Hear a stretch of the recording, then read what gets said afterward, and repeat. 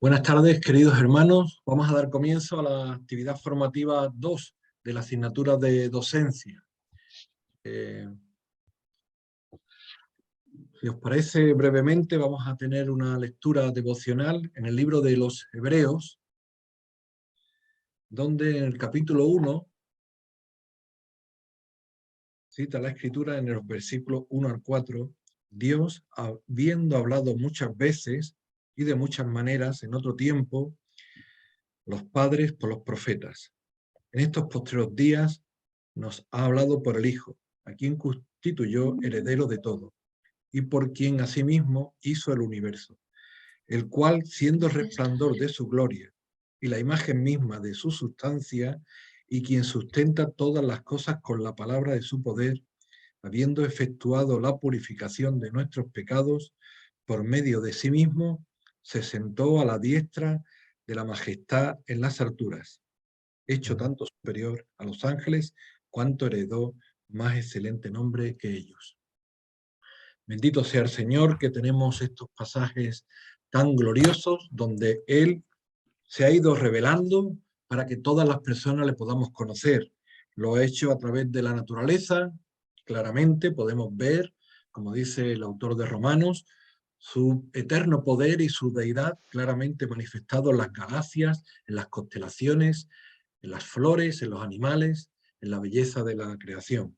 Lo podemos ver y lo podemos comprender por lo que los profetas nos hablaron en el Antiguo Testamento, aquellos que oyeron la voz de Dios y escribieron en un libro, además, lo que Dios les enseñaba para que nosotros podamos aprender de Dios, que es espíritu, y no lo podríamos ver hasta que Él mismo se hizo carne y habitó entre nosotros y pudimos ver al Hijo de Dios, quien nos manifiesta y nos revela directamente y claramente al Padre.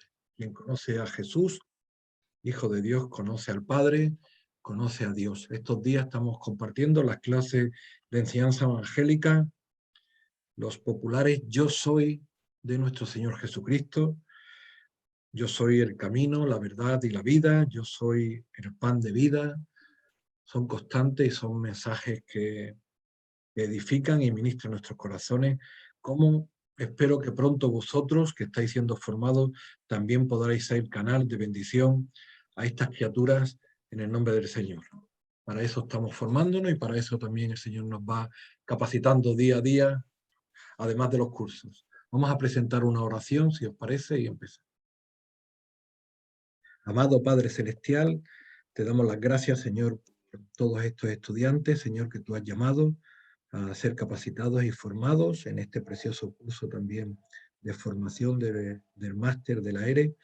Y te rogamos, Señor, que tú estés con ellos, Señor, en sus vidas, en sus labores, en su proceso de formación, así como que también estés esta tarde, Señor, con tu poder, Señor, con tu Espíritu Santo, dirigiendo los pensamientos, las expresiones y los aprendizajes de cada uno de nosotros.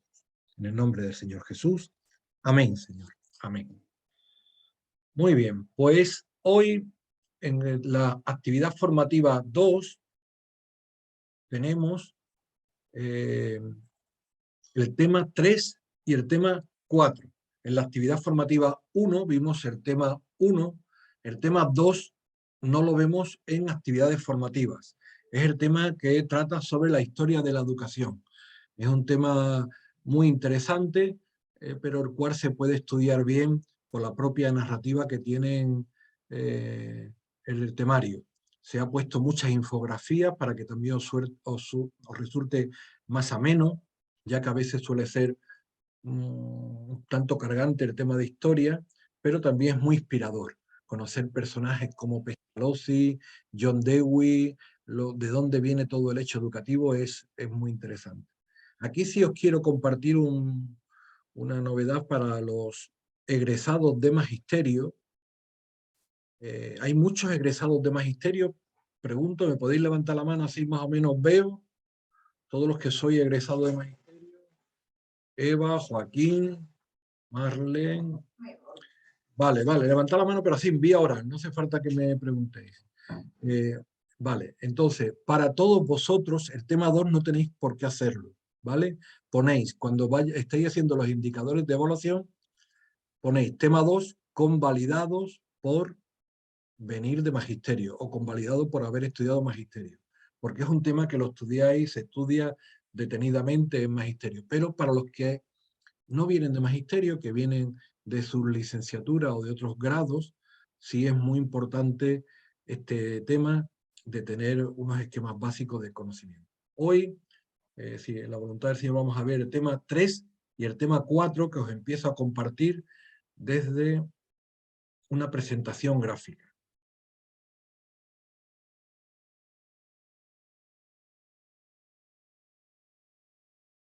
Vale. En este tema 3 se va a tratar los fundamentos del hecho educativo, los conceptos de educación, enseñanza, aprendizaje.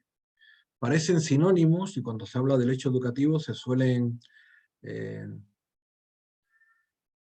confundir o se suele usar indiscriminadamente, pero sin embargo son hechos diferentes y términos diferentes.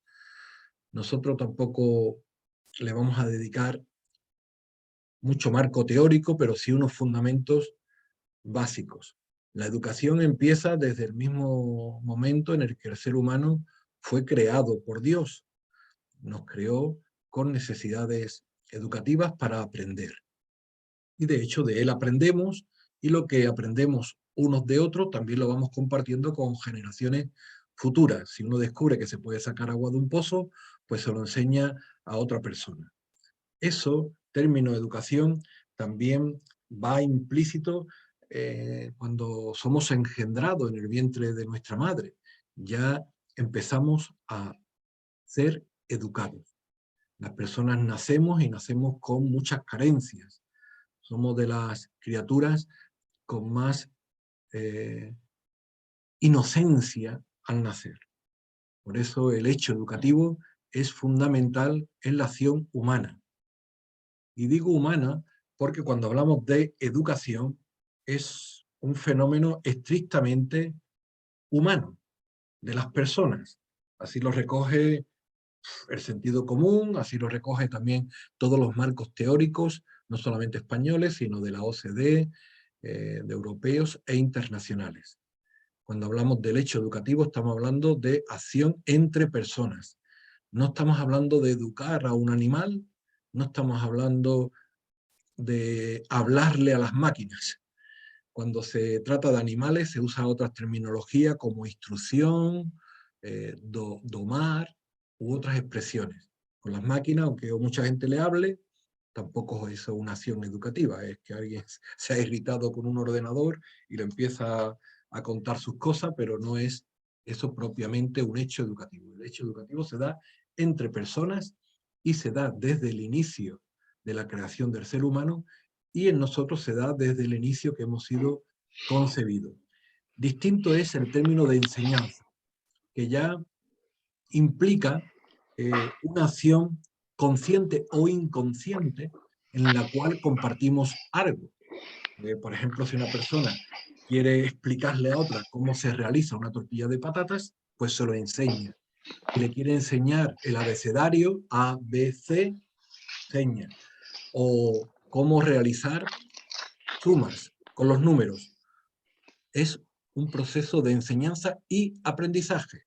Hay una persona que enseña, que se llama docente, hay una persona que aprende, que se llama discente. No siempre que hay una intención de enseñanza, el discente aprende. Por eso, cuando se produce un aprendizaje, cuando se ha interiorizado a nivel cognitivo, a nivel emocional o a nivel espiritual, el hecho educativo, objeto educativo que teníamos intencionadamente o subliminalmente la acción de enseñar.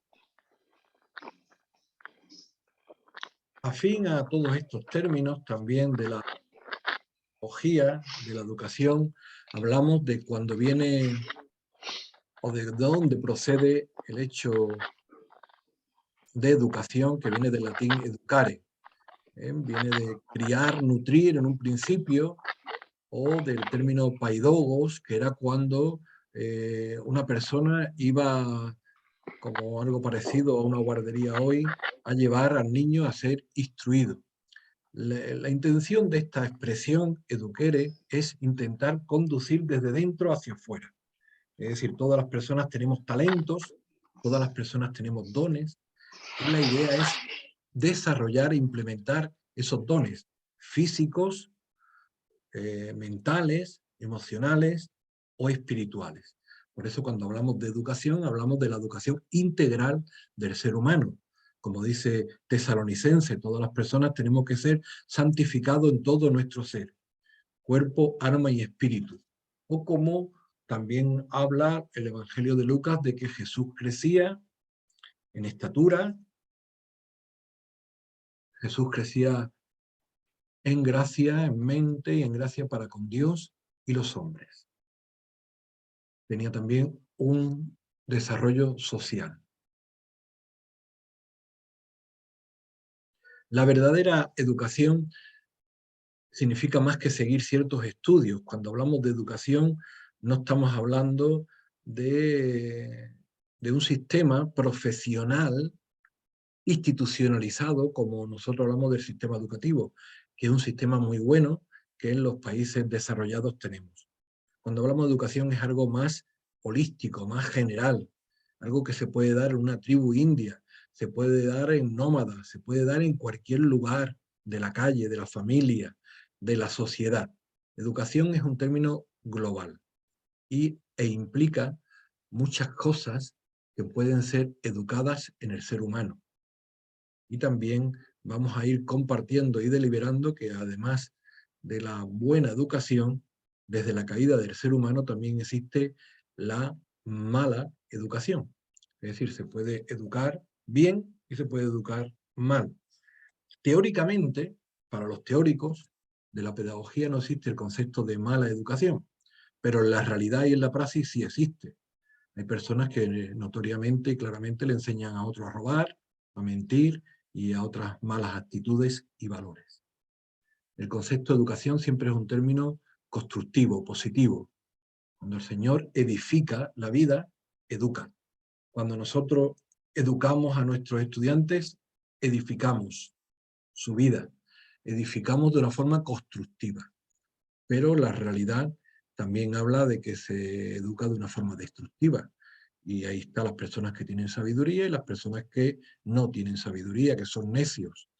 No solamente mal aprenden, sino que además luego en su libertad de decisión mal actúan. La educación es para que las personas conduzcan bien su vida. Conducir es un término muy popular, conducir un vehículo, conducir un patinete, conducir la vida, como decía el propio salmista David, la conducta, conducir su vida. Pero hay gente que conduce mal su vida porque o no están siendo bien educados o en su libertad dirigen su vida como ellos consideran oportuno. Hay en la teoría tres tipos de educación: educación formal, educación no formal e educación informal. Parecen términos sinónimos y de hecho, según el autor, lo nombra de una manera o de otra. Lo importante es captar la idea. La educación formal es aquella institucionalizada, que se hace formalmente. Es institucional en una escuela, en un instituto, en universidades. La educación no formal es también sistemática, pero no está reglada por un Estado o por una localidad o por una autoridad, sino que son más bien entidades propias como academias, entidades deportivas, cursillos, y la educación informal es la que se da en todas las facetas de la vida. Existe dentro de la informal lo que denominamos educación consciente, en la cual una persona está siendo consciente de que le está enseñando a otra, por ejemplo, a coser un traje, y existe la educación subliminar, en la cual una persona está aprendiendo por imitación sin darse cuenta de que está aprendiendo de la otra persona. Así se aprenden muchas actitudes, como el respeto, como la bondad, como el amor, como la verdad, como el peinarse, veréis que muchas de vuestras alumnas os imitarán y se peinarán y llevarán un bolso parecido al vuestro, porque es un aprendizaje informal subliminal. Y en esta primera parte del tema 3 también queremos dar una visión sobre la sociedad educativa, discriminando que cuando hablamos de sistema educativo, aunque esta sociedad se refiera al hecho institucional, reglado por un gobierno que organiza un sistema educativo, nosotros preferimos el concepto de sociedad educativa. De hecho, aquí vemos que cualquier docente con cualquier estudiante está dentro de una sociedad educativa, ya que hay otros factores influyentes en el hecho educativo predominantes al colegio, predominante al instituto, que es la familia, que son las autoridades educativas, con lo que dan permiso, por ejemplo, para que se emita en televisión o no. Son otras instituciones educativas, como puede ser la iglesia, las bibliotecas, las entidades deportivas. Son los medios de comunicación que son muy influyentes en las personas, los tipos de series, los tipos de aplicaciones, los tipos de redes sociales que se forman hoy las personas, todo ese tipo de engranaje, todo ese tipo de, hoy se llama entornos, son entornos de enseñanza-aprendizaje. Eso es lo que denominamos sociedad educativa. Si la sociedad educativa va bien, las personas estarán bien educadas. Si la sociedad va mal, está contaminada, mancillada, la persona estará mal educada. ¿Qué ocurre? Que cuando una persona, por ejemplo, realiza una violencia de género, realiza una masacre, se dice, uy, ¿qué estaremos haciendo mal para que las personas hagan estos hechos abominables? Hay que mejorar el sistema educativo. Y a mejorar o intentar mejorar el hecho educativo, el sistema institucional, esto que estamos aquí señalando. Cuando lo que hay que mejorar es la sociedad educativa. Primero, por supuesto, no nuestra relación con Dios. Hemos abandonado a Dios y sus enseñanzas. Leemos, como dice el libro de Isaías y como dice el libro de Romanos, la verdad ha sido escondida en las puertas de la ciudad. Es como simbólicamente hubiésemos escondido la verdad de Dios en una caja y nos hubiésemos sentado encima de ella. Y hemos puesto nuestro mal denominado humanismo encima de Dios. Y corremos la vida con nuestro ideario humanista. Nos va mal, nos va regular, y entonces acusamos al sistema educativo, al sistema institucional de educación, cuando es un hecho de que toda la sociedad, familia, instituciones culturales, medios de comunicación, influyen en la acción educativa. Vale. Pues con la idea de que detrás de cada pequeña presentación vayamos realizando algunas pequeñas actividades, actividades breves, os la voy a explicar y os la voy a compartir en el chat.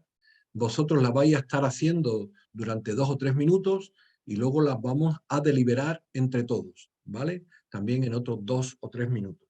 La primera actividad, con la que voy a poner en el chat, es una pregunta que os voy a formular. Poner una explicación de que si existe la mala educación. Si existe la mala educación. Me tenéis que poner al menos un ejemplo. Y luego la diferencia entre sociedad educativa y sistema educativo. Lo voy a poner en el chat. Y vosotros respondéis, ¿vale?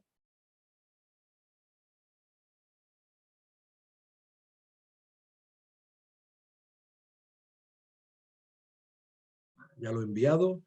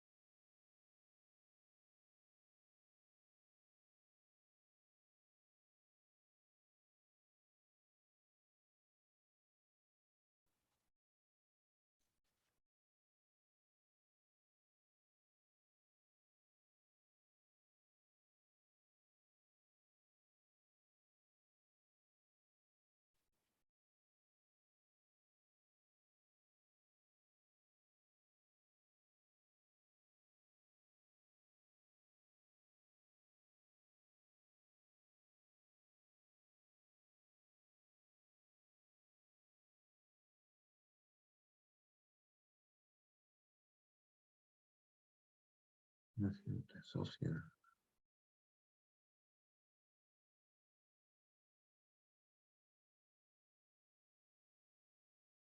Vale, vamos a deliberarlo un poco entre todos. Podéis tener los micrófonos abiertos, no hace falta levantar la mano para hablar, aunque se pueda a veces duplicar dos personas al mismo tiempo, pero podemos hablar. Vale, pregunto, ¿existe la mala educación? ¿Existe la buena educación? ¿Cuál sería la diferencia, a vuestro parecer? O poner algún ejemplo. Si me permitís, yo creo que en términos teóricos no. En términos teóricos no existe la mala o la buena educación. En términos luego ya prácticos y morales, sí, por los efectos de una o de otra. Si educar es transmitir algo, es compartir algo o es hacer que algo se siga adelante, no. El hecho educativo es hecho educativo. Otra cosa es el fin o los efectos de ese hecho educativo. Por ejemplo, un padre va educando a sus hijos cuando los lleva al cole en el coche, haciendo de todo. Los educa cuando reacciona ante según lo que vaya ocurriendo en la carretera. Si reacciona mal, si reacciona con ansiedad, con violencia, evidentemente ese hecho educativo, que a priori no tiene por qué ser malo, tendrá malas consecuencias. Entonces yo, en un plano teórico, creo que no hay mala educación. Evidentemente en un plano práctico y moral, sí, al final sí. Pero cuando un ladrón le enseña a otro a desvalijar una caja fuerte, le está enseñando, ¿no? Le Y está enseñando, le está educando, lo que pasa que moralmente es condenable. Pero puede ser un gran profesor y un gran alumno. Es decir, sí, como sí, hecho educativo lo pueden clavar. sí, sí, sí. Hay ladrones brillantes. Lo hay, lo hay. Y la historia da fe de ellos también, sí, sí. Digo eso como se enseña la mentira, o se enseña la codicia, o se enseña otras malas actitudes. Precisamente todas las buenas actitudes tienen también las malas actitudes que... Pero bueno, está claro que en un marco teórico el concepto de mala educación no debería existir, porque siempre el docente, cuando ejecuta la educación, lo hace de una forma intencional para edificar, desde el punto de vista teórico. Ahora tú has puesto el ejemplo del coche. Tú en el coche estás educando subliminalmente a tus hijos. Si tú vas vociferando por la ventanilla constantemente, pues probablemente que tus hijos vayan aprendiendo a dar y a vociferar también por la ventanilla al conducir, si conduces templadamente, con mansedumbre, porque todos podemos tener un momento de irritación, ¿no? Pero probablemente también eso se contagie, deje huella, ¿no? Es toda la impronta que estamos hablando de la acción educativa. Muy bien, ¿alguna otra aportación, por favor?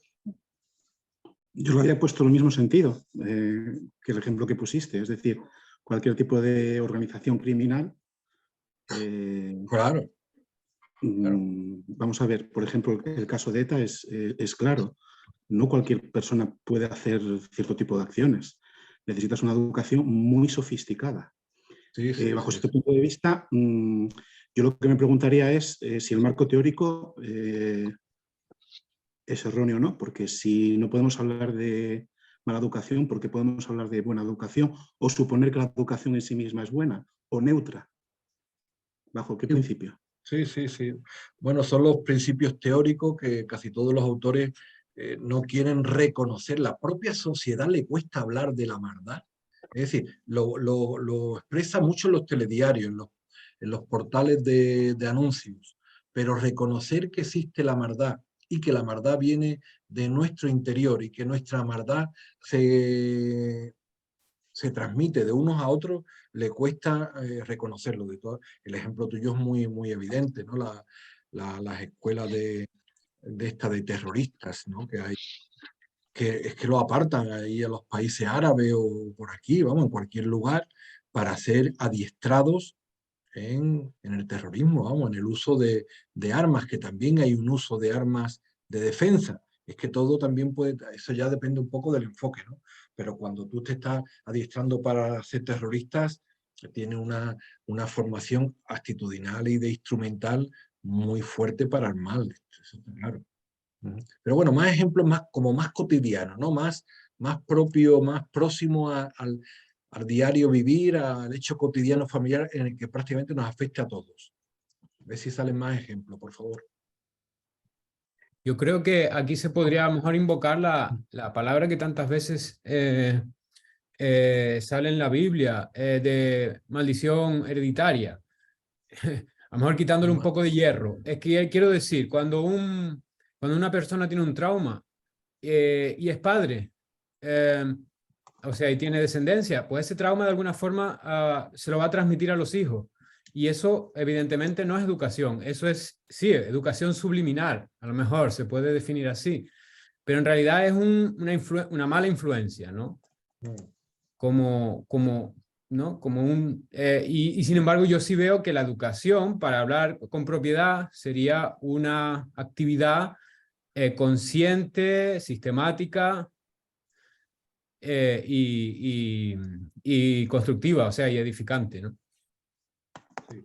Hay tendencias, tú acabas de citar los ejemplos bíblicos, una cosa son los rasgos genéticos. Nosotros tenemos una naturaleza caída que va biológicamente deformándose y generación a generación cada vez se va deformando más. En vez de ir creciendo, vamos menguándonos como sociedad humana. Si tenemos defectos en el ADN, también se transmiten a nuestros descendientes y ellos pues nacen con sus propios defectos más lo que nosotros le aportemos además de las virtudes. Eso es una obviedad, como lo que tú has dicho, la tendencia a la depresión o alguna malformación que sea hereditaria. Pero el tema de la maldición hereditaria de que habla la Biblia es curioso porque nadie es responsable de los actos de los padres, nadie es responsable, cada uno es responsable, como dice Jeremías, de sus propios actos. Sin embargo, Abraham dijo mentira respecto a su esposa y recordáis lo que hizo su hijo Isaac respecto a su esposa cuando fue, también dijo mentira. Exactamente lo mismo.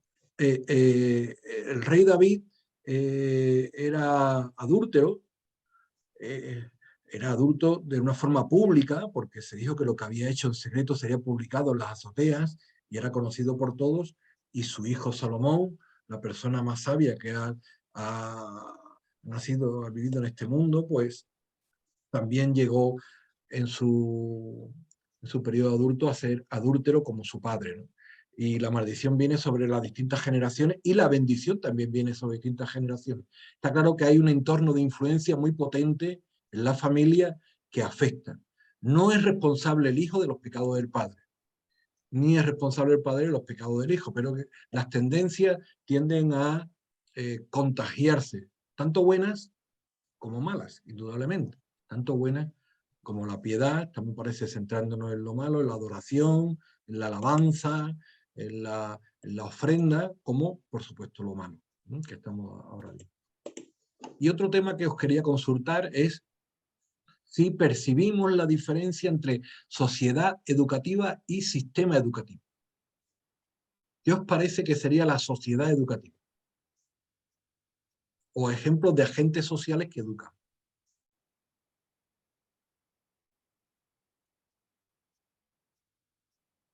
El grupo Bueno, de yo iguales. acabo de poner... Ay, perdón. Sara, No, dale, sí, Sara. sí, para ir compartiendo más estudiantes. Yo acabo de escribir, digo, el sistema educativo creo que es la institución y el organismo obligatorio para todos los niños y que lo forman tanto los alumnos, el profesor, los programas, los métodos, y la sociedad educativa es como la función social de esa institución. Como por ejemplo, pues aquí en Sevilla, cuando llega el Día de Andalucía, se le enseña a los niños flamencos. Es como una transmisión cultural o como un área un poco más social. No quería decir eso, Sara. Quería decir Vale. que la sociedad educativa existe antes que la institución educativa. No es el aspecto social de la institución educativa. Por ejemplo, en una tribu india existe sociedad educativa, se le enseña a niños a agarrar un arpón y a quitar la piel a un ciervo, pero no existe institución educativa, pero a lo mejor existe hecho educativo cuando a lo mejor en una tienda de campaña se le enseña a coser pieles, por ejemplo, ¿no? Es decir, la sociedad educativa es antes que la institución educativa y es paralela. Yo diría, bueno, vamos a deliberar este tema porque no quiero decir la conclusión antes de Yo haría la reflexión. Perdón, igual hablo demasiado. A mí me paráis, que los disturbios nos enrollamos. Nada, en todo tú participa, hermano, tener libertad y aportar, ¿vale? Yo haría una equivalencia muy sencilla, simplemente sería igual que Estado con nación. La nación precede a la organización de la cual se dota la sociedad con un fin determinado. En este caso, su propia supervivencia. Pues el sistema educativo es, digamos, la forma en la que se organiza la propia sociedad para transmitir una serie de documentos, una serie de informaciones y de, bueno, no solamente información, es también transmisión de valores, etcétera, claro. Pero de una forma consciente sobre su propia sociedad. Sí, por ahí va. Todo aquello que consideramos fundamental lo encauzamos a través del sistema educativo. El sistema educativo entendemos que es muy bueno, entendemos que es un buen invento de la sociedad y funciona bastante decentemente. Aquí en España funciona bastante bien, aunque sea tan denodado y tan criticado. Lo que estamos intentando analizar es que además del sistema educativo, o previo incluso al sistema educativo, le rodea otros agentes educativos, como es la familia, como es los medios de comunicación, redes sociales y tal, que afectan muchísimo al hecho educativo y tienen una gran influencia. Entonces, me gustaría que dijerais algún ejemplo. Por ejemplo, la familia influye en esto, los medios de comunicación influyen en esto otro, una institución eclesial o deportiva influye en esto, para que captemos la visión holística por la cual queremos iniciar este tema. 2 ejemplos, a ver si me decís 2 ejemplos y continuamos. Bueno, no sé si se me ve, estoy esperando. Sí, habla. Digamos, a nivel global, pues estamos viendo que el mundo va teniendo, digamos, por ejemplo, una tendencia a apartarse de lo que es Dios, de lo que es, digamos, las cosas, la educación tradicional que se tenía antes, hace tiempos, y es, digamos, lo que el mundo quiere. Esto lo hacemos así o lo queremos hacer así, de esta manera.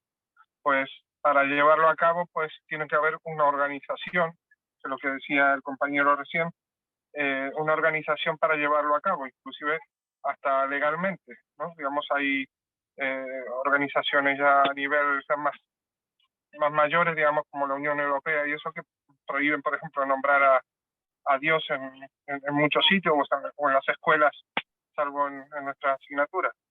Entonces, digamos, partiendo de la idea, aquí lo hacemos así y después, digamos, organizando eso para que la cosa, digamos, no se vaya de la idea principal. Yo por lo menos entiendo que sería así. Vale.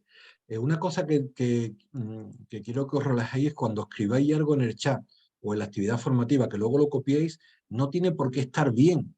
Vuestra aportación puede ser errónea y está bien que sea errónea. Lo que estamos pidiendo en las actividades formativas es que os expreséis. Os podéis expresar y estar acertados o no, y no importa. Y eso lo podéis compartir luego como vuestra aportación y no importa que luego digáis, bueno, esto lo podía haber dicho mejor, está bien, pero es vuestra aportación ahora, ¿vale? Y la cuestión luego es justificar que se ha aportado. Bueno, una última intervención, por favor. Bueno, respecto a esto último que planteaste, por ejemplo, yo veo una contradicción ahora mismo que hay, digamos, la crisis climática está pues llegando a cotas, ¿no? Alarmantes, pues por un lado, y además la guerra, ¿no? Por un lado, la sociedad, o sea, el mercado incita o educa a ser de nosotros consumidores, mientras que la circunstancia o la escuela, por ejemplo, o entonces los medios de comunicación, incluso el gobierno, nos incita a ahorrar energía y ahorrar recursos, ¿no? Y igual consumir un poco menos, ¿no? Entonces ahí hay se hace explícito un conflicto donde dos diferentes, ¿no? Dos diferentes, no sé, aspectos de la realidad entran en conflicto, ¿no? Pero los dos educan, porque el mercado educa con la publicidad, educa con los propios, ¿no? Redes sociales, todo, porque la publicidad está en todos lados. Y sin embargo, por otro lado, las circunstancias y la propia existencia, el momento existencial, exigirían lo contrario, ¿no? O sea, educan, están pretendiendo educar ahora lo contrario. Digamos, totalmente de acuerdo. En uno de los principios de la LOE se habla de la educación medioambiental, del desarrollo sostenible, como algo que las personas tenemos que aprender a dar equilibrio a esas fuentes de información contradictorias, pero nosotros darle el equilibrio que sea beneficioso para nuestra vida y para nuestro entorno. Es decir, por un lado, la sociedad de desarrollo necesita el consumo, pero por otro lado el consumo exagerado tiene una crisis o un deterioro medioambiental irreversible. Entonces, como sociedad y como individuo tenemos que darle un equilibrio ecológico, lo que se habla de la huella de carbono, etcétera, etcétera. Pero bueno, en este mundo estamos y este mundo, el amor al dinero generalmente va a tentar más a las personas a que consuman, y habrá algunos que podamos tener ese equilibrio ecológico deseable para todos, ¿vale? Muy bien, vamos a seguir con el tema 3, con las diapositivas 5 y 6, ¿vale?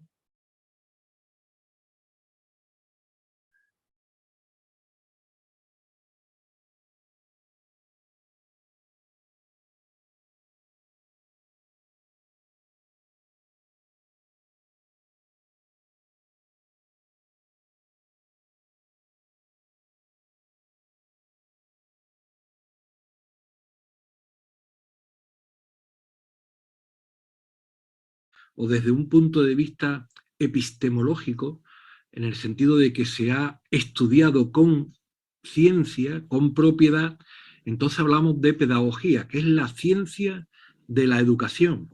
Este término procede de cuando se conducía a un niño a la sinagoga o cuando se llevaba un niño al aula de aprendizaje.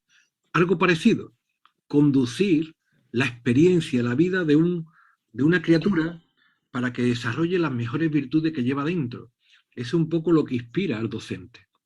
Lo que tiene hoy es que no solamente se habla de pedagogía como ciencia de la educación, sino que en un punto de vista más técnico se habla de ciencias en plural de la educación. Que en la educación hay muchas ciencias que intervienen, que inciden. Por ejemplo, la sociología, por ejemplo, la psicología. Y dentro de la psicología educativa, la psicología social, está la etnografía. Muchas ciencias que aportan, que complementan el hecho de ciencias de la educación, siendo la pedagogía la principal ciencia de la educación, la ciencia por antonomasia. Cuando hablamos, pues,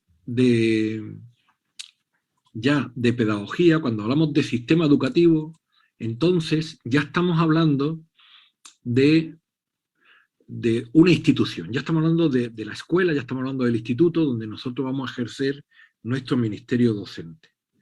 ¿Qué ocurre? Que en la sociedad, lo habría escuchado muchas veces, cada vez que hay un debate sobre una ley educativa, aparece el concepto de fracaso educativo. La sociedad va mal, o hay tanta delincuencia, hay tantos violadores, hay tantas personas que son avariciosos y no hurtan y roban. Hola. Es porque la sociedad fracasa. ¿Me oye? El sistema educativo fracasa. Es que resulta que estoy en una cita médica y acabo de salir. ¿Vale? Soy Ana Isabel Ballester Arenas. Educativo, era para avisar de que no puedo estar en la reunión. Porque de hecho se intenta poner el remedio malamente. Se pone el remedio en la institución escolar. Se intenta mejorar a los profesores, se intenta mejorar las aulas, se intenta mejorar los métodos de aprendizaje, se intenta mejorar los recursos. Para decir que yo hoy tenía una visita médica a las 7. Por ejemplo, un país como España ¿Se me oye? millones y millones. Sí, sí. Es que estoy con el móvil y en la como acción el móvil no educativa me y permite mejora. ver nada, no Sin sé, embargo, también he dado por ahí alguna grabación, pudiéramos ¿vale? decir Entonces me que el sistema desconecto educativo y cuando llegue a casa me vuelvo a conectar. es aceptablemente decente, es decir, tiene sus lagunas, pero funciona bastante correctamente. Sin embargo, tú ves, por ejemplo, lo que tenemos aquí en pantalla, el informe PISA, el informe este internacional sobre las competencias educativas de los alumnos en determinados países, y allí va que te sale Corea del Sur la primera, Finlandia la segunda, a veces Finlandia también ha quedado primera, y España tenemos que bajar la lista, bajar, y allí aparecemos con un aprobadillo y por los pelos, y a veces ni eso, salimos en suspenso. ¿Qué ocurre? ¿Hay un fracaso educativo manifiesto en España? ¿Cuál es la acción que se toma? Más recursos al hecho educativo. Y sin embargo, sigue sin mejorar aquello que se está evaluando, que no es el hecho de que si los alumnos tienen más competencia lingüística o más competencia matemática, sino el hecho de educación en general, educación integral, que es el principio de la ley educativa y el principio de los derechos humanos, la educación integral del ser. Entonces, ¿por qué puede haber un modelo como el finlandés que funcione aparentemente muy bien para el modelo PISA y un modelo, el español, que funcione aparentemente muy mal? Vamos a debatir en este 2 o 3 minutos, pero os voy a enseñar un...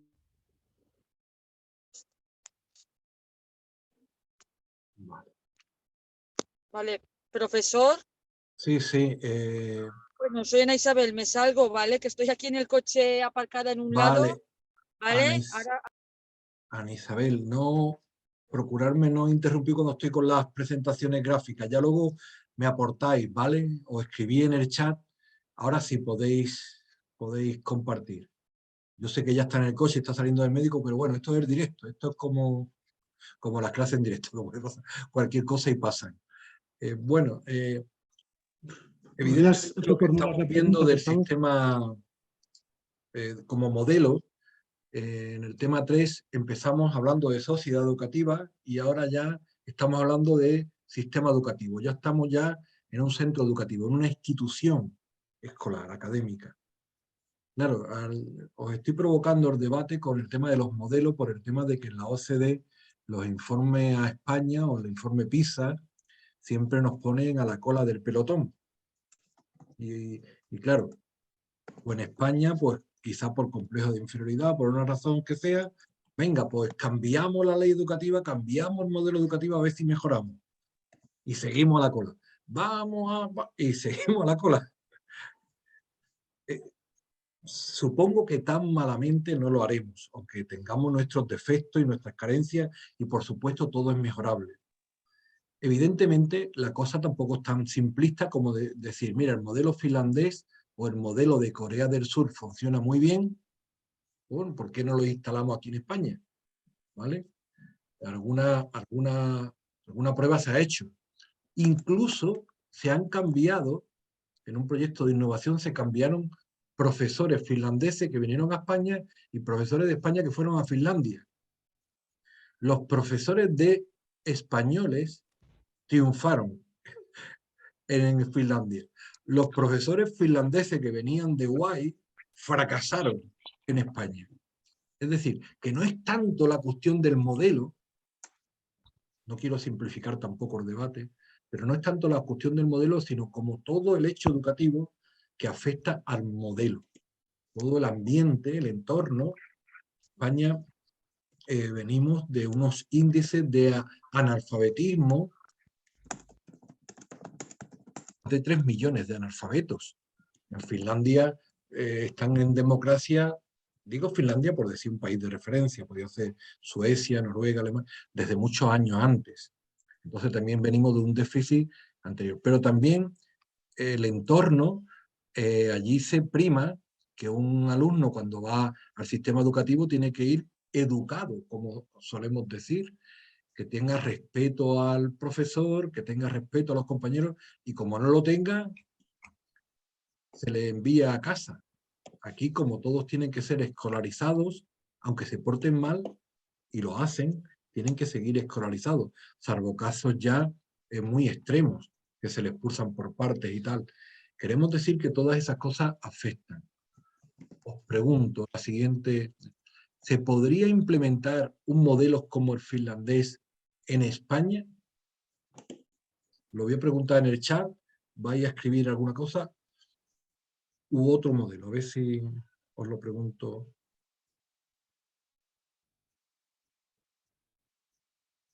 ¿O por qué intuís? La pregunta es, ¿por qué intuís vosotros que en España el modelo de Finlandia no tiene los mismos resultados?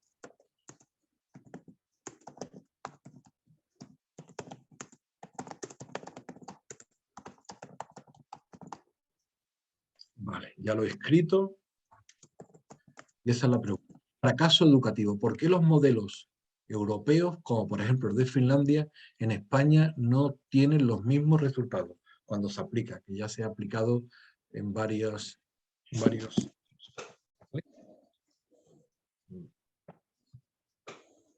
A ver si intuís, no tenéis por qué saberlo, porque esos son estudios de investigación que tardan años en aplicarse y luego se dan los resultados. Vosotros vais a responder un poco por intuición, o por lo que vosotros sepáis en vuestro leal desarrollo docente, ¿vale? Pero contestar algo, pensar. La idea es pensar e intentar aportar algo. Provocar el debate y el pensamiento, ¿vale?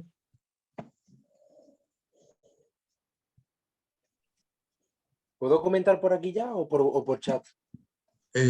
Puedes comentar ya por aquí, sí, sí. Venga, vamos dándole dinamismo. El que quiera por el chat luego lo deja escrito. Dime, Sí, Anso. soy yo, Jonathan, pero lo que pasa es que no me va bien la cámara. Vale. Jonathan, dime. Yo creo que porque aquí en España tenemos una visión distinta acerca de la educación, ¿no? Es decir, por ejemplo, yo creo que en España se le tiene mucho menos respeto al sistema educativo, se le tiene mucho menos estima, mucho menos valor. No sé si también se le dedican mucho menos recursos económicos, mucho desde los altos cargos, ¿no? de nuestro país. No sé si hay poca financiación acerca de levantar escuelas, poner más profesores. Es decir, yo creo que en nuestro país, a diferencia que en otros muchos países, no se tiene en tanto respeto, en tanto valor el tema de la educación. Se tiene y se intenta mejorar, pero nunca se va a llegar a alcanzar porque la sociedad de manera general cree que todo el mundo pues, puede enseñar de cualquier manera, en fin, ¿no? Diferentes motivos. No sé, tampoco sé la respuesta exacta, pero bueno, es la No tenéis por percepción qué que tengo yo. saberlo si no estamos deliberando. Vale. Gracias, Jonathan. Esta es la respuesta, sí. Sí. Muy bien. Hola, ¿Más buenas tardes. ideas? Dime. Buenas tardes. Dime. Sí, soy Julián. Julián. Sí. Quería aportar mi granito de arena. Claro. Bueno, yo mi experiencia, que es poca, 24 años en educación, 10 en centro de adultos y 14 en primaria, lo que me doy cuenta de que no se trata de cambiar el modelo educativo, sino de mejorar lo que tenemos. Y todo tiene que ver con lo económico. Me explico. Yo, por ejemplo, he viajado a Corea y tuve la suerte de visitar algunos colegios y ahí el sistema educativo no es que sea mejor, pero es el suyo. Está adecuado a su rectitud, a su educación, a su formalidad. De hecho, allí no hay limpiadoras, sino que los niños son los encargados de limpiar las aulas, no las mesas, sino de barrer las clases, de fregarlas, de dejarlo todo impoluto y pueden llegar a casa pues a las 6, las 7, las 8 de la tarde. Y en Finlandia pues 3/4 de lo mismo. Tienen el sistema educativo pues que va acorde con su cultura, porque todo esto tiene que ver mucho también con la cultura de cada país. Entonces yo pienso que aquí en España lo que necesitamos es dinero, por un lado, y mejorar el sistema que tenemos, que es muy bueno, pero claro, si vamos mermando recursos personales, recursos materiales, añadimos maestros con ese síndrome del profesor quemado y nos dedicamos simplemente a que cada partido político ponga la ley que mejor le convenga a sus intereses, desgraciadamente pues vamos a avanzar bien poco. Pero bueno, yo creo que se trata de una mejor actitud y no tanta política. Entonces vamos a mejorar lo que tenemos y no tenemos que cambiar de modelo porque seguramente no cuadraría bien en nuestro sistema educativo. Gracias, Julián. Está claro que cada uno tenemos nuestro contexto, pero el modelo se ha intentado implementar y ya digo que no ha funcionado, ha ido mal. De todas formas, en el modelo español ocurre una cosa, que aunque tenga malos resultados en PISA, nosotros gastamos bastante dinero, ¿eh? La sociedad española financia con una parte muy importante del PIB la institución educativa, similar a la que dedican otros países. Además, curioso, llama la atención de que, por ejemplo, el informe PISA y OCDE vamos regular, y luego, por ejemplo, el número de graduados, lo que ahora antes eran diplomados y licenciados, superamos a muchos de estos países. Si tan malos fuéramos, ¿cómo es que luego tenemos más número de médicos, más número de maestros, más número de ingenieros? Es decir, que tan mal igual tampoco lo hacemos, que a veces también los indicadores o parámetros de estos informes evalúan ciertas cosas que nosotros cojeamos, pero que otros países también han aprendido a maquillarla muy bien. Y de hecho la LOE, ahora la nueva ley de educación va por ahí, a no evaluar tanto las asignaturas, sino tener un enfoque competencial de que se vaya evaluando las competencias de una forma cualitativa para que los alumnos vayan progresando y entonces no haya tantos suspensos. Si no hay tanto suspenso, el informe PISA nos va a dar más ratio, más excelencia, cuando lo que se está es maquillando los resultados como se está haciendo también en otros países, porque al fin de cuentas no me parece a mí que en otros países sean más educados como personas que nosotros, aunque en todos los sitios se cuecen habas. El bien y el mal está en todos los lados. Vale, con esta disertación, si os parece, terminamos el tema 3 y vamos a introducirnos en el tema 4. El tema 4 es el tema que aterriza en la didáctica, en la asignatura que nosotros estamos. Ya no vamos a hablar de educación, bueno, no vamos a hablar de educación, sino vamos a hablar de la ciencia nuestra, de la didáctica, que es cómo ejercer el proceso de enseñanza-aprendizaje en el entorno educativo. ¿Vale? Tema 4. Comparto pantalla también.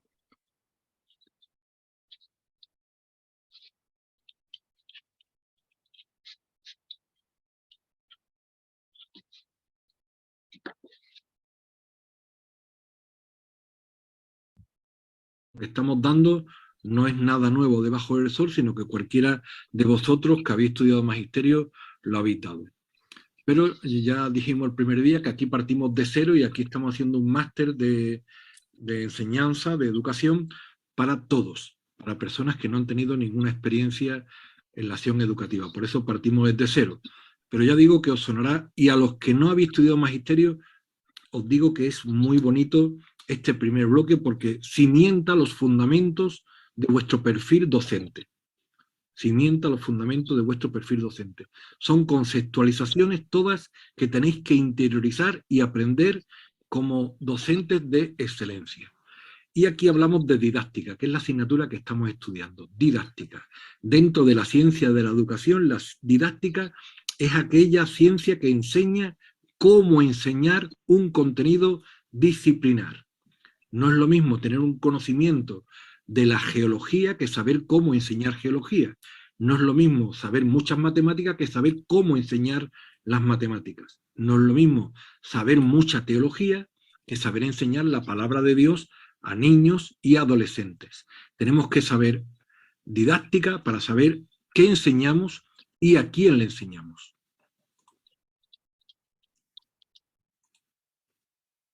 Por eso es un recurso siempre entender que no es lo mismo ministrar a niños que a adolescentes, que a adultos.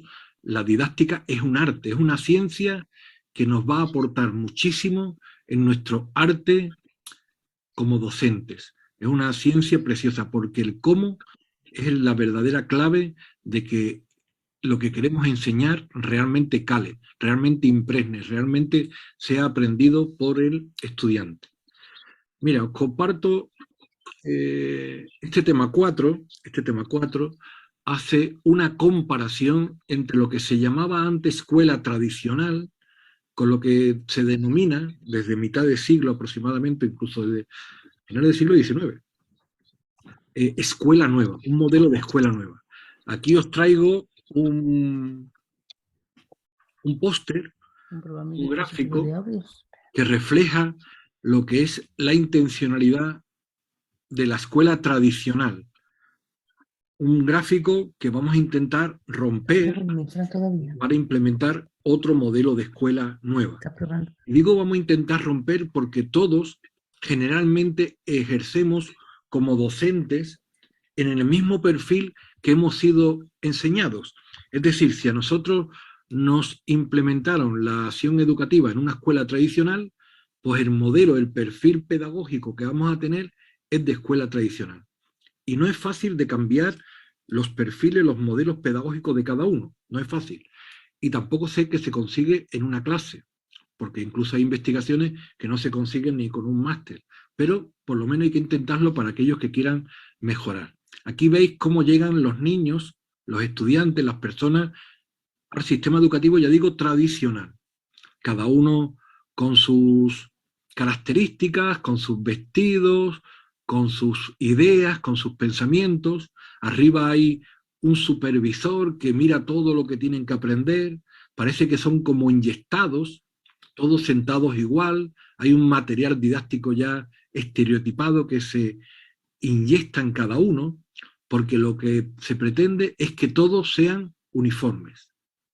Esto es propio de sociedades autoritarias, que no quieren que las personas piensen mucho, porque lo primero que pensarían sería en criticar la gobernanza y criticar los poderes fácticos. También los autoritarismos religiosos, por supuesto, que no dejan ni abrir la palabra para que las personas piensen y decidan por sí mismos. Y se lo venden como progresismo, se lo venden como cultura del bienestar, cultura de la dignidad, de poder. Ya no, cada uno entró con una particularidad y salen todos iguales. Además ocurre que todos aquellos que no encajan bien son como producto de desecho. Esto es reciclable, esto es al aula de necesidades educativas especiales.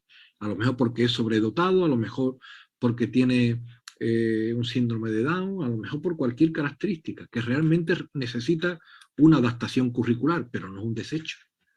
Y a la sociedad se le pone una valla, una reja, para que nadie entre. Esto es un gueto cerrado, aquí los que sabemos cómo enseñar somos nosotros. Por eso os voy a compartir un pequeño vídeo que nos va a servir de introducción a este análisis comparativo entre escuelas. Vale.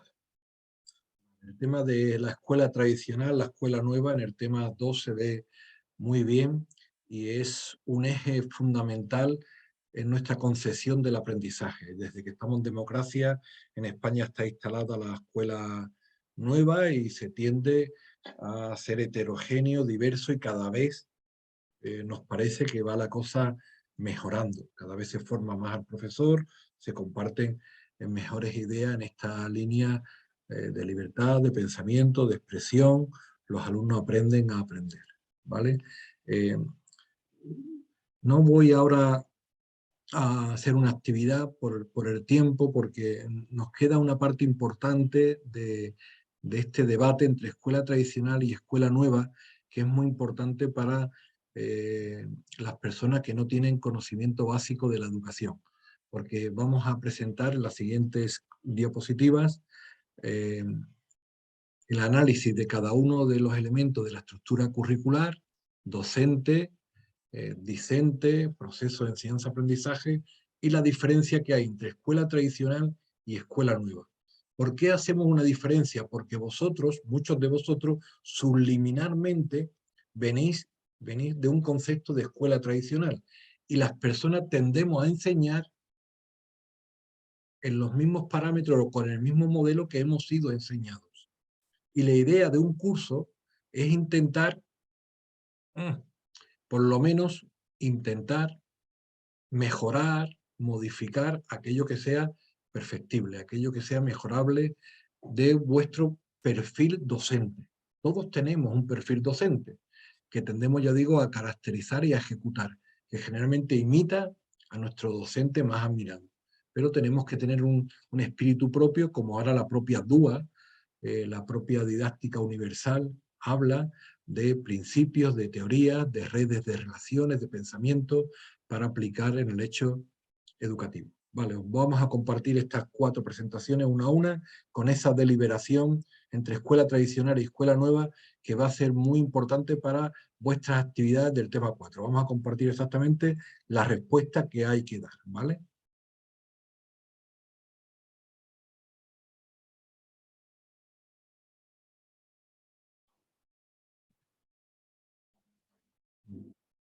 Maestro, otra que se refiere al alumno, otra que se refiere al método y otra que se refiere al objeto de aprendizaje. En cada una de las 4 presentaciones analizamos el contraste entre escuela tradicional y escuela nueva. A la izquierda, hablando del maestro, dice que en la escuela tradicional era un transmisor y en la escuela nueva guía o orienta. ¿Vale? Es la diferencia. Ese es el contraste. Y luego aparece en verde una palabra que es la palabra que nosotros, cuando estemos estudiando el tema 4, tenéis que desarrollar en esta pregunta. Yo ahora la voy a citar por encima para cimentar vuestros esquemas previos, pero por lo menos que os vaya sonando. Esto es lo que luego tenéis que leer y aprender a descubrir qué significa aprender a descubrir, precisamente. En la escuela tradicional el docente era un transmisor, era poco menos que como un radiocassette, un CD-ROM, un ordenador, transmitía pim, pim, pim, pim, pim, pim, siempre lo mismo, con el mismo tono de voz, a la misma hora, todos los meses del año transmitía lo mismo. En la escuela nueva, el docente guía, orienta al alumno, le motiva, le incentiva, porque se ha descubierto, se sabe, que un alumno aprende más descubriendo su propio aprendizaje que oyendo muchas cosas. Tú puedes oír 10 cosas, pero no aprendes ninguna. Sin embargo, descubres 2 y aprendes las 2. Al final, 2-0. Lo importante es que la persona aprenda, no que la persona esté quieta, pasiva, escuchando como otro diserta. En la escuela tradicional el docente era el centro, era el principal, era el magistre, dice, lo sabe todo, es el principal. En la escuela nueva el profesor no es el principal, es un mediador. Está claro que tiene que ser valorado y está claro que tendría que ser más reconocido, pero no es el principal de la acción educativa. El principal es lo que el estudiante aprenda. Entonces importa tanto el saber didáctico como el saber disciplinar. Por supuesto que importa que conozca, que sepa de biología o que sepa de teología, pero lo que importa ahora en la escuela, en la institución educativa, es el saber didáctico, saber cómo enseñar. Por ello era fundamental antes la formación inicial y exclusiva. Después de 3 años de formación ya no había más formación, ya lo sabía todo, ahora se podía dedicar 40 años de vida docente haciendo todos los años lo mismo. Mientras que ahora es fundamental la formación permanente, es lo que se llama desarrollo profesional. Aprender con la experiencia. Hay un enriquecimiento teórico cuando hay una reflexión. Hay personas que argumentan que la experiencia es la madre de la ciencia. Y yo ya llevo 30 años dando clases, ya yo lo sé casi todo. Bueno, quizás si ha habido una reflexión diaria o ha habido una evaluación, por lo menos anual, ha habido gente que te ha orientado, asesorado, pues puede que haya una mejora. Hay un enriquecimiento docente y es probable que sea así. Pero si no ha habido una reflexión en la acción y tú sigues haciendo lo mismo que hace 30 años o 20 años o 10 años, puede que lo estés haciendo mal y cada vez lo estés haciendo peor. Es decir, que no garantiza llevar 10 años de docencia hacerlo bien. Si hay una reflexión en la acción, hay una evaluación crítica, hay un reconocimiento crítico, hay una mejora probable. Y si hay un aprendizaje, pero si no puede ser tan terco o más que lo era hace 10 años. En la escuela tradicional se repetía curso a curso. Ahora hay una adaptación curricular individual. Para cada curso, para cada centro educativo. No es lo mismo enseñar en el centro de una ciudad que en la periferia. Ya os daréis cuenta de la diferencia de la evaluación inicial del entorno educativo. No importaba su personalidad, daba igual cómo fuera la personalidad del profesor en la escuela tradicional. Ahora sí, porque se educa con el ejemplo. Como veíamos el otro día, hay un aprendizaje subliminal. Entonces importa mucho, y en evangélica importa muchísimo, todo el ejemplo. Antes usaba un solo método, lo habréis visto, el método del libro. Abrí el libro por la página 37, fulanito lee, y después de terminar de leer, venga, actividades 1, 2, 3 y 4, y que no hable nadie. Ese era el método habitual de las clases, porque se decía que la letra con sangre entra. Bueno, hoy hay mucha pluralidad de métodos. Se estudia el contexto, el objeto, los recursos, y probablemente para cada concepto, para cada idea, haya que usar métodos diferentes. Es verdad que todos tenemos más habilidad en unos métodos que en otros, pero los demás están ahí para que lo vayamos conociendo. Y en esta asignatura, en el bloque 3, vamos a conocer más de 100 métodos, con sus virtudes y con sus defectos. Porque, por ejemplo, el método de la conferencia, pues enormemente práctico si tú estás dando una charla a 300 personas. Pero no tendría sentido dar una conferencia a 2 alumnos. Venga, 1 hora callado que yo explico. Hay otros métodos más empáticos, más deliberativos. Antes había relatividad en los principios educativos. Ahora sí se da mucha importancia a todas las ciencias de la educación. Cuando hablamos del alumno, es muy importante aprender cómo el alumno aprende. Porque cuanto más conozcamos al ser humano, mejor conoceremos nuestro campo de acción. Un agricultor tiene que conocer bien la tierra donde va a sembrar, tiene que conocer bien el grano, el tipo de género que va a sembrar. Un mecánico tiene que conocer bien las herramientas y los elementos que trata. El maestro tiene que conocer bien al ser humano. Y conocer bien al ser humano es imposible, pero por lo menos mejorar en el conocimiento. Cuanto más y mejor aprendamos del ser humano, nos ayudará a conocernos a nosotros mismos y a implementar mejor nuestra acción educativa. Antes, en la escuela tradicional, se veía a un alumno como un adulto en miniatura. De hecho, se veía a los niños vestidos con chaquetita, con corbatita, porque lo importante era lo que fuera a ser de adulto. Era tú de mayor, vas a ser un personaje. Pues no se educa para ser de mayor un personaje, se educa para mejorar hoy. Cuando tiene 3 años, cuando tiene 7, cuando tiene 10, y ya veremos cuando tenga 25, cuando tenga 30, lo que el Señor permite en la vida de cada uno. En este apartado hay en el paidocentrismo, el enfoque central, lo que se llama aprendizaje constructivista. Igual a alguno de vosotros suena, pero os lo voy a compartir con una ilustración. Aprendizaje constructivista y zona de desarrollo próximo. Esto lo trata mucho Vygotsky o Zuber, pero yo tengo aquí una lámina sencilla, lo que es el constructivismo. Os suena a todo, construir una casa, construir un Tetris, vas montando piezas, ¿no? Bueno, pues el aprendizaje constructivista, en el que se fundamenta nuestro sistema educativo, se basa en algo parecido. Un esquema es como un ladrillo. Un ladrillo, por ejemplo, el esquema de conocimiento suma, está aquí arriba. Y abajo nosotros tenemos el conocimiento de las matemáticas. ¿Qué sabe un niño de 6 años de matemáticas? Pues sabe los conceptos que ha ido aprendiendo en infantil. Más, menos, harto, bajo, etcétera. Entonces, lo primero que para aprender a sumar no se empieza directamente con la suma, sino se empieza con un primer esquema de conocimiento que es el número. Y después se dice zona de desarrollo próximo.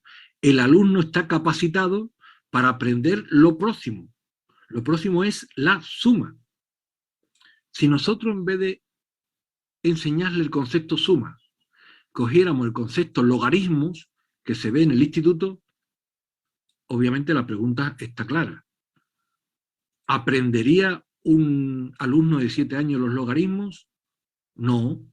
¿Por qué? ¿Porque el alumno es torpe? No. Porque no hemos seleccionado los contenidos que él puede aprender en su zona de desarrollo próximo. Como veis, primero va la suma, luego va una serie de años y cuando esté en el instituto podrá aprender los logaritmos. Esto es gráficamente el aprendizaje constructivista. Si estamos hablando del acento, el acento en gramática, pues empezamos con la ortografía, porque hay un fundamento, una epistemología sobre el lenguaje. Veis que cada persona tiene un bagaje previo sobre el cual vamos cimentando, vamos construyendo. Pero, por ejemplo, si una persona habla de energía atómica y va a una charla de la NASA, porque ha venido a su ciudad un personaje erudito, un premio Nobel en física, y tú estás escuchando... Perdón, Diego. ¿Sí? Sí, una alumna quiere ingresar nuevamente, que ha tenido problemas con internet. Vale, sí, le he dado a admitir, gracias. Vale, gracias, perdón. Mire, si no hay un constructo, si no hay un cimiento básico, y una persona da una conferencia genial sobre la fusión atómica, mira lo que pasa. Como no tiene nada donde interrelacionarse, ¿sabéis lo que pasa? La típica expresión que se dice, por un oído me entra y por otro oído me sale, porque no tiene nada donde interrelacionarse. No tiene ningún esquema básico para relacionarse. Entonces, tú escuchas una conferencia sobre la energía atómica y te quedas como estaba. No lo has aprendido. Has pasado el tiempo, pero no lo has aprendido. Esto pasa muchas veces con los contenidos que nosotros tratamos de implementar en nuestros estudiantes. No se adaptan a su nivel de interés, no se adaptan a su funcionalidad. Entonces tenemos que procurar que el alumno implementar en ellos aprendizajes significativos o aprendizajes funcionales. Es decir, algo que le interese, algo que le motive, algo que él vea que le va a ser útil en su vida ahora. Mira, que tu madre te va a mandar a la tienda y te van a dar la huerta de 10 euros. Él ve la necesidad de aprender al cambio. ¿Sería significativo ir de misionero a una tribu de indígenas y explicarle sobre el carnet de conducir? Es la pregunta que plantea. Pues no es significativo. Y alguien puede decir, no, es que el saber no ocupa lugar. Pues claro que el saber ocupa lugar. Mientras que estén aprendiendo ese tipo de cosas, no están aprendiendo otra cosa que les son más significativas. Eso para esos indígenas es una pamplina. No le es significativo. Tenemos que aprender a examinarlo todo, a retener lo bueno y enseñar lo mejor. Tenemos que enseñar lo mejor, aquello que le va a ser completamente útil a nuestros estudiantes. El objeto de la educación no solo es la mente, como era en la escuela tradicional, que era la memoria. Memoria, memoria, memoria. Venga, la lista de los reyes, la lista de los ríos, venga, más memoria. Ahora se habla de que el alumno tiene que aprender a pensar, tiene que aprender a decidir, tiene que tener autonomía para saberse comunicar y expresar en público, tiene que tener habilidades sociales, tiene que tener contenidos procedimentales, tiene que tener actitudes y valores. Es que es fundamental. Las actitudes y valores se están despreciando del hecho educativo. Es que ya ni la citan casi. Antes por lo menos la citaban. Tenían la dignidad de citarla. Ahora no la citan. Parece que la fidelidad, la justicia, la paz, el amor, son cosas de vez en cuando. Se dice el día de la paz. De vez en cuando, el día, bueno, y el resto de días, y el resto del año. Si son virtudes. Y cada sociedad está llamado a compartir aquello que es virtuoso, aquello que es imprescindible con los demás. Ahora sí que se está intentando, y es verdad, por lo menos yo hace 4 o 5 años que 4 años, más o menos, 3 o 4, que me saqué la carrera de infantil, y es verdad que ahora incluso dentro del currículo hay de estos transversales que implican todo este tipo de la paz, de la no violencia, de la comprensión, del compartir, de el hacer las cosas juntos, no a lo mejor no premiar tanto la competitividad, sino el llegar juntos, que es verdad que se estudia y se intenta implementar, que la sociedad va también en otra dirección, también, pero es verdad que por lo menos como contenidos transversales y actitudinales se está intentando introducir tanto en el currículum de nosotros que tenemos que estudiar, como a la hora de planificar y de hacer unidades didácticas, etcétera, y nos obligan a meterlo, porque es que si no, cateamos las oposiciones como el primero. Sí, me alegra que lo hayas compartido y además lo subrayo. Yo que busco alumnos de infantil, efectivamente las maestras, digo maestras porque el 90% son féminas, hace una labor excelente y predomina. En infantil cada vez predomina más este tipo de actitudes, además de las competencias de cortar con la tijerita, de tirar líneas. Efectivamente, aquí tenemos el ejemplo de no competitividad y buscar más la cooperación. Antes, por ejemplo, se buscaba la cooperación, incluso en las clases de escuela dominical. El primero que encuentre el versículo, un punto. El primero no. O el que haga el versículo mejor se lleva un premio. No, porque entonces estás provocando la competitividad. ¿Y sabéis qué ocurre? Que como uno haya hecho muy bien el versículo para llevarse un premio y vea que otro lo está haciendo bien también, se lo estropea. Sale de la persona, sale lo peor. Claro que hay que premiar a las personas el esfuerzo y lo que haga bien, pero no por competencia, sino por cooperación. Aquel que consiga 100 puntos le doy un premio. Bueno, vale, el que consiga 100 puntos. ¿Te sabes el versículo? Sí. ¿Has hecho bien esto? Sí. Bueno, pues tú vas sumando. Que el premio lo puedes ganar tú, lo puede ganar también el otro y lo puede ganar 3, o no lo puede ganar nadie. El hecho de ganar no significa que haya uno mejor que tú o uno peor que tú, sino depende de tu esfuerzo, depende de ti. Eso es la cooperación. Eso es un poco el enfoque.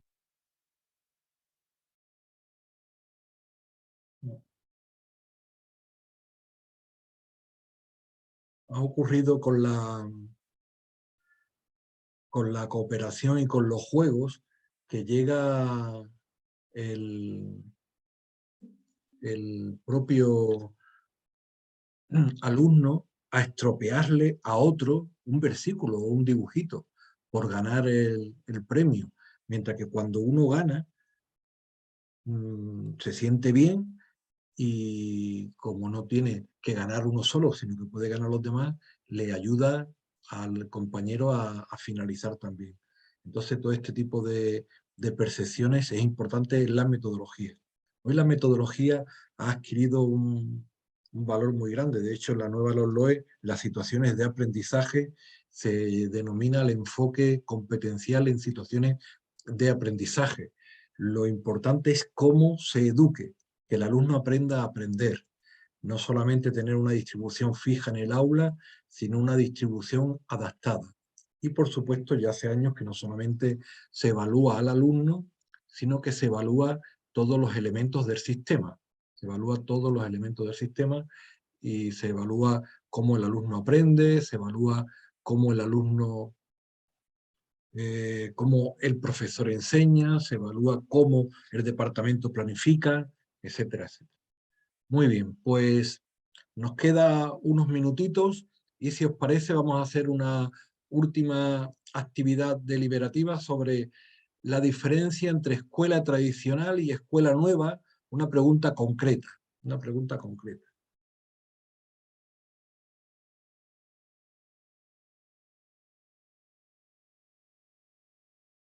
Aquí los compañeros de magisterio, os invito a que compartáis algo, un detalle que sea manifiestamente mejorable en el hecho educativo actual. Lo pongo en el chat. Bueno, puede ser lo de magisterio, puede ser cualquiera, pero os invito a lo de magisterio porque tenéis estos temas más trillados y más experimentados. La pregunta es eso, un detalle del hecho educativo que sea manifiestamente mejorable, de una forma realista. No es decir, gastamos 500 millones más en tener 500 profesores más en cada centro, esto va mejor. Bueno, pues, no es lo mismo impartir clase a 25 de ratio que impartir clase a 14 de ratio, pero es una utopía también. Un hecho concreto, ¿vale? A ver si pensar en un par de minutos una cosa cada uno y luego 2 o 3 que la compartan.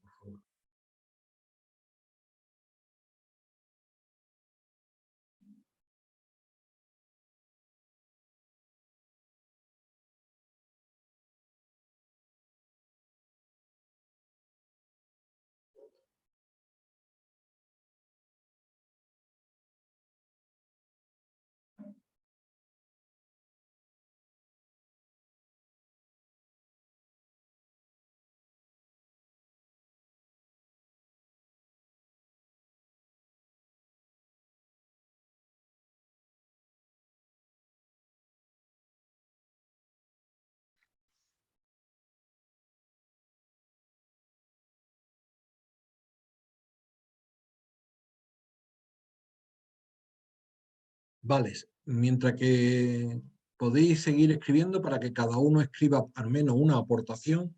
El que tenga ya algo escrito y lo quiera hacer extensivo a los demás, puede hacerlo, por favor. Hola, buenas tardes. Hola Eva, buenas tardes. Dime, dinos. A mí me parece que es muy mejorable la participación e implicación de la familia en la escuela. Me parece que últimamente con el tema de los WhatsApp, de padres y tal, está habiendo falta de respeto hacia los maestros en general y está habiendo un interés por los hijos, pero un interés que no les trae nada bueno, sino que están perdiendo el respeto a sus maestros. Y entonces eso dificulta muchísimo la tarea educativa. Pienso que podría mejorar bastante. Está claro que la mejor aportación que puede hacer una familia en el entorno educativo no es tanto asistir al hecho educativo, que puede, por supuesto, sino es amar a sus hijos desde pequeñitos, educar a sus hijos. Un hijo bien educado no solamente no da problemas en el entorno educativo, sino que beneficia, es un canal de bendición a otros. A veces pensamos que vamos a aportar más por pisar, por estar en. En el sistema educativo están los profesionales de la educación y podemos estar cualquier integrante de la sociedad, pero los profesionales son los que tienen que hacer su tarea y les ayuda cuando la familia y los entornos educativos que les rodean realizamos nuestra tarea. Lo digo realizamos porque el servidor tiene 4 hijos y la mejor aportación a eso es amar a nuestros hijos. Que nuestros hijos sean educados va a ser la mejor bendición para los compañeros y para los docentes. Pero por supuesto podemos aportar. Si nosotros estamos en el sistema educativo, lo enriquecemos. Vosotros vais a enriquecer el sistema educativo como profesionales de la educación. También lo podéis hacer como padres y madres, por supuesto. Pero también hay que tener una visión inversa, que igual que el sistema educativo puede recibir a la sociedad, el sistema educativo puede ir fuera. ¿Vosotros imagináis que el monitor de barrio sea un profesional de la educación? ¿Os imagináis que el entrenador de fútbol sea el profesor de matemáticas? ¿Os imagináis que la persona que enseña música sea la profesora de biología? Porque son personas que saben tratar a las personas, están acostumbrados a ser educadores de personas. También se cansan un poco, pero lo que aportarían no solamente es a recibir dentro del sistema educativo, que a fin de cuentas el sistema educativo tiene 190 días de ejercicio con 6 horas cada día, 30 horas a la semana, cuando la educación son 365 días, no 190. La influencia que tendría que los profesionales de educación fueran hacia la sociedad, no la sociedad hacia adentro, que también. Vale, otra aportación. Gracias, Eva. Gracias. ¿Otra aportación? Yo diría que... Hola. Anso, dinos. No, estaba hablando... Bueno, estaba hablando Alay también. Yo decía que el profesor se adapta al alumno y no el alumno al profesor. Quiero decir, que se respete las características de cada alumno, y más en esta época que hay tanto pues autismo, tanto niños pues eso con hiperactividad, niños que aprenden más rápido, que aprenden más lento, niños más creativos, niños más... Bueno, eso, que no como el dibujo de la jirafa y la tortuga, sí. que si tú le pones el estándar de que hay que llegar arriba, la tortuga nunca va a llegar arriba. Bueno. A esa altura, sino que la tortuga pues tendrás que adaptarle a sus características. O sea, es un mundo muy ideal, pero sí que hay que tender a eso porque si no, muchos genios y muchos niños se quedarán atrás porque no entran en lo que hablábamos antes, ¿no? En el sistema tan cerrado, que todos somos fotocopias y todos pensamos igual y... Bueno, un poco así. La diversidad nos enriquece. Efectivamente. Y no se puede tender a las perfecciones porque la perfectibilidad tampoco existe. Es decir, Nick Vujicic, que está dando testimonio de fe y de ánimo, está impedido y limitado con con las extremidades de su cuerpo, ¿no? Y sin embargo él aporta contra el bullying y contra este tipo de cosas. Estoy totalmente de acuerdo, Ancho, muchas gracias. Decía que estaba hablando, ¿quién? Es que no lo había visto. Alay. Sí, yo justo, sí. Decía que a mí otra cosa que me parece muy mejorable es la cantidad de contenido que tenemos que dar y que no nos permite llevar a cabo todas las metodologías que dices tú, que requieren mucho tiempo, requiere mucho, pues eso, que el aprendizaje, cada uno a su ritmo, y al final si tienes que cumplir con unos parámetros, dar unos contenidos que a veces son inalcanzables, pues no das una clase tradicional para poder dar todo. Es correcto, Alay, y además en la nueva ley ha girado ese tema.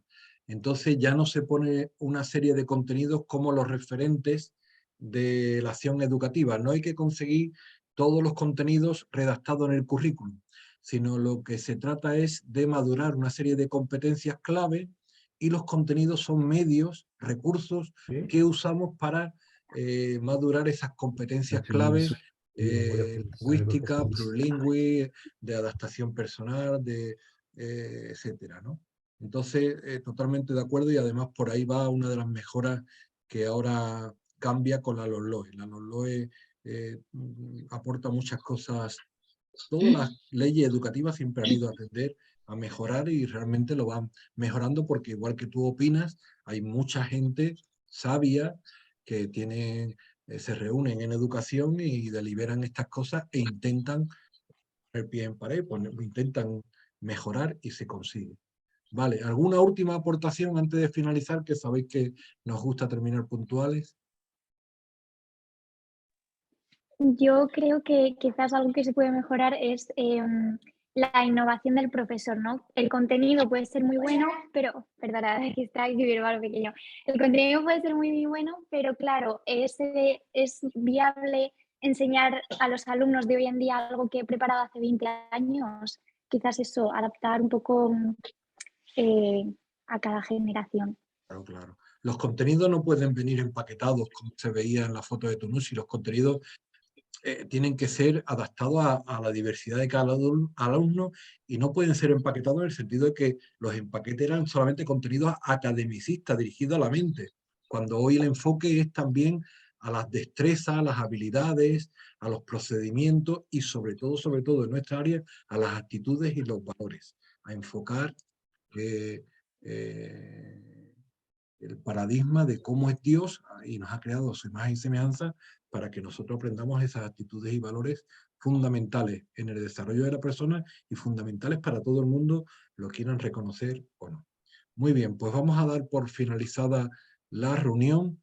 Lo pediría por favor que un hermano brevemente terminase en oración y quedamos convocados para dentro de 15 días. La actividad formativa 3 es dentro de 15 días, dentro de 2 miércoles, ¿vale? Después de la oración terminamos y hay una tutoría colectiva por si alguien quiere realizar consulta voluntaria, pues se puede quedar un ratito, ¿vale? Terminamos en oración, por favor.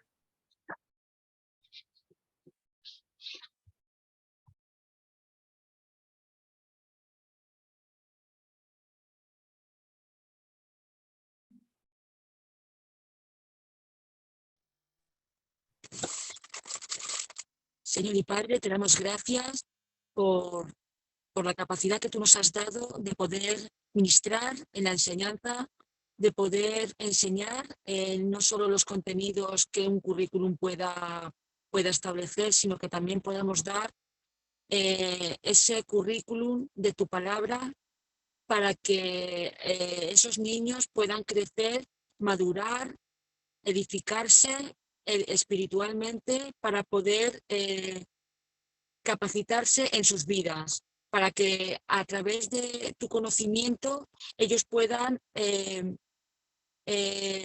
salir adelante en esta vida y poder también dar a conocer tu palabra a todos aquellos que no lo tienen.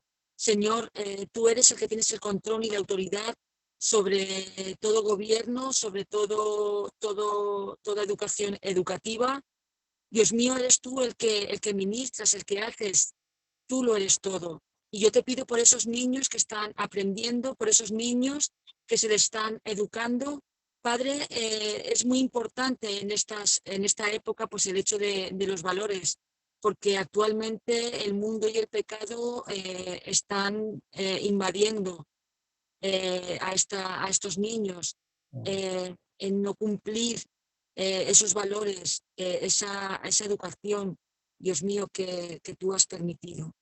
Te doy gracias por esta clase, te doy gracias por los contenidos, en el nombre de tu Hijo Jesucristo. Amén. Amén.